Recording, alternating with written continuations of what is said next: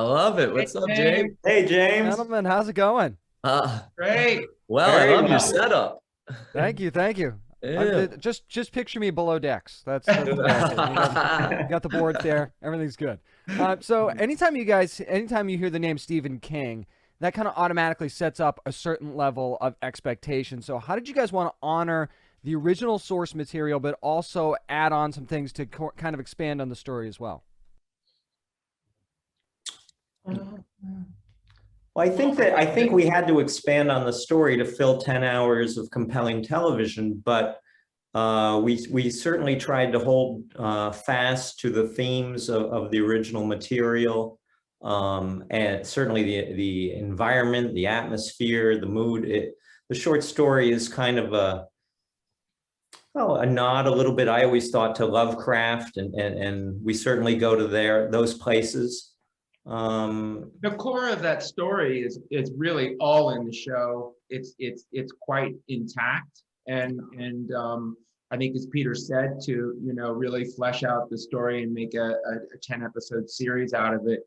The guys cleverly brought in the family to increase the stakes for Charles Boone, and it really kind of dug into the history and mythology of the things that King set up in the short story and got into the fascinating details of it. It's kind of fun whenever you do a father figure in a Stephen King project, a father figure who may or may not be losing his mind.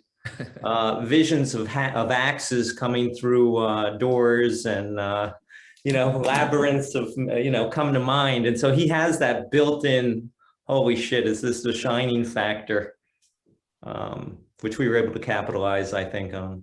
No doubt about that. I would agree with that for sure. There's a lot of tragedy surrounding this Boone family, both in the past and in the present day, actually. So what would you say defines the story more? The reality of that within the family dynamic, or the perception of everybody around this family?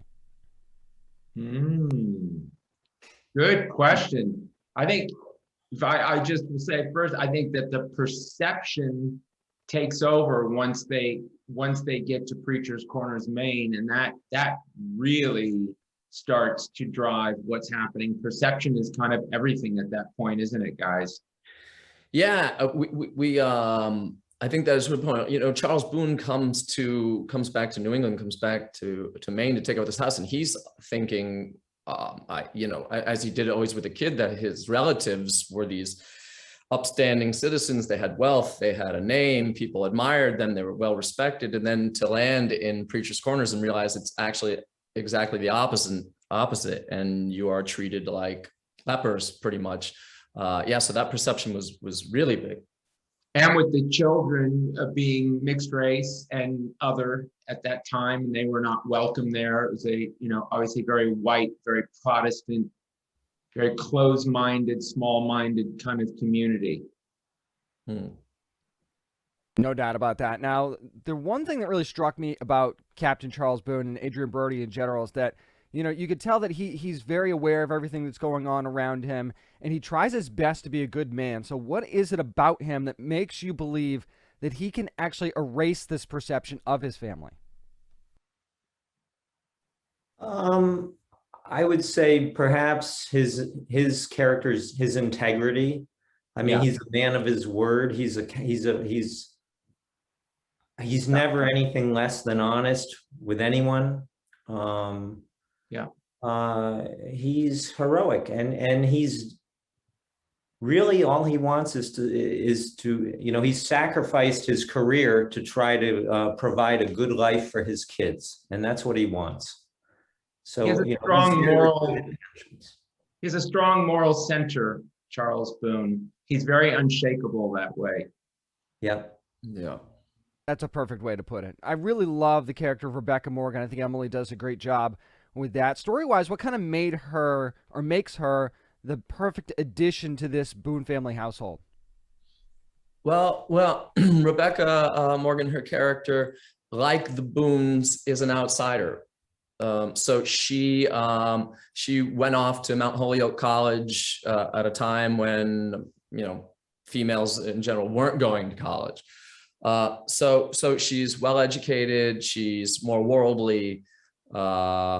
She's driven. She's intellectually curious. She has a job. So I think what we always imagined was you ultimately had this little group, within Chapelwaite of outsiders, and that's why she ultimately comes to love the family, even though she comes there with a little different intentions to begin with. But they'll, like I said, the people of Preacher's Corners, all kind of look at them all as different, and we wanted her to be different too. Well, she certainly was that, no doubt about it.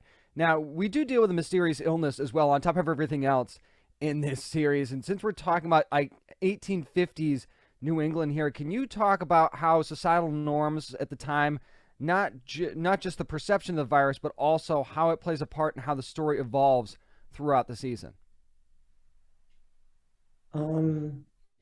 Well, let's see. These were hard, 1850s Maine, it was hard times. The average life expectancy in the US for both men and women was only 40.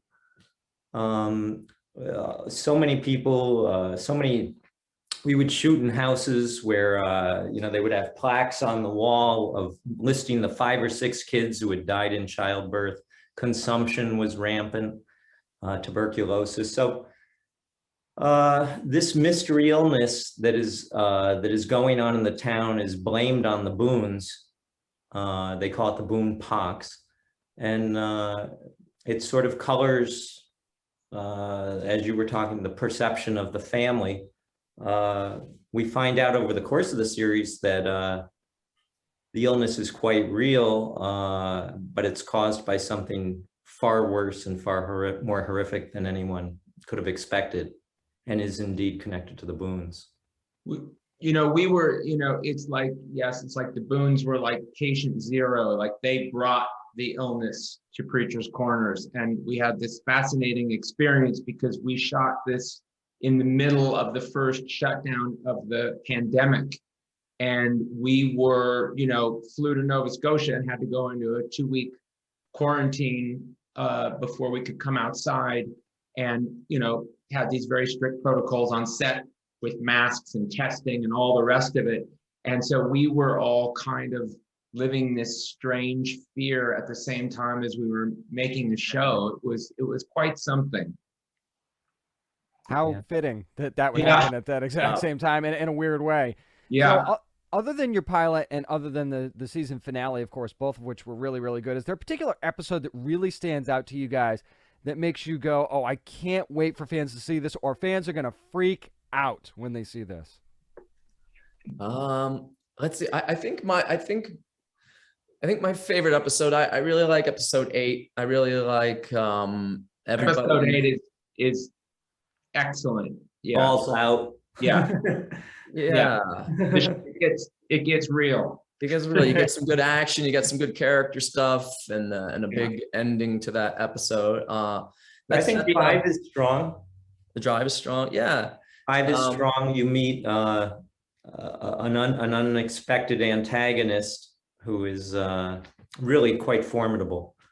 So 5 is kind of fun. And 3? Yeah.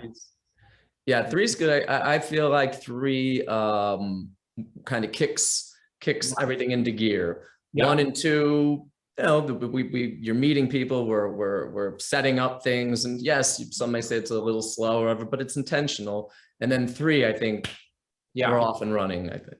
Yeah. So. And it all starts on August the 22nd on EPIX. Can't wait for everybody to see Chapelwaite. Peter, Jason, Donald, thank you so much, guys, for joining me. I appreciate it. James. Thank you, Thanks, James. James. Thank you. Thanks, buddy.